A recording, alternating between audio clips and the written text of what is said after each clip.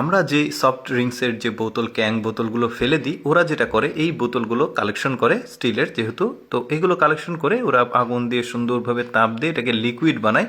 তারপরে লিকুইড বানানোর পর এটা চুলার থেকে তুলে এই লিকুইডটা একটা ফ্রেমের মধ্যে দিচ্ছে। তারপরে দেখুন কিছুক্ষণ পর শক্ত হয়ে যাওয়ার পর দেখুন কত চমৎকার একটা ডিশ তৈরি হয়ে গেছে। বেশ চমৎকার ক্রিয়েটিভ বুদ্ধি কিন্তু। তারপরে এই ব্যক্তিটা দেখুন, এই মহিলাটা পানি দিয়ে চুলা তৈরি করেছে, এখন রান্না হবে। চিন্তা করে দেখুন, পানি দিয়ে রান্না হবে, ব্যাপারটা কিন্তু চমৎকার ইনোভেটিভ বলা যায়। তারপরে দেখুন এই লোকটা এমন একটা বুদ্ধি করেছে যে ওই যে পশু পাখির আক্রমণ থেকে ফসলকে রক্ষা করার জন্য এই বুদ্ধিটা, শব্দ হবে, পশু পাখি আর আসবে না। এরপরে দেখুন সাধারণ একটা পাথরকে কি চমৎকারভাবে ওরা একটা গ্লাস তৈরি করে। দেখুন বেশ চমৎকার, দেখে মনে হবে কাঁচের জিনিস, বাট না, এটা পাথর দিয়ে তৈরি। পাথর দিয়ে কি চমৎকার একটা গ্লাস তৈরি করলো।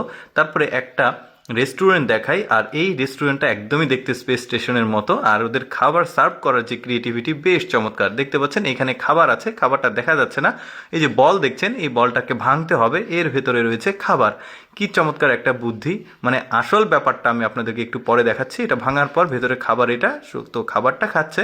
এখন দেখতে পাচ্ছেন ওই বাটিটা দেখে মনে হবে চীনা মাটির বাটি, বাট না, ওইটাও একটা খাবার, ওই বাটিটাও কিন্তু খাওয়া যাচ্ছে। তারপরে ওদের জুস সার্ভের সিস্টেমটা দেখুন, বেশ চমৎকার কিন্তু দেখা যাচ্ছে, একটা ভ্যানিটি ব্যাগের মতো দিয়েছে।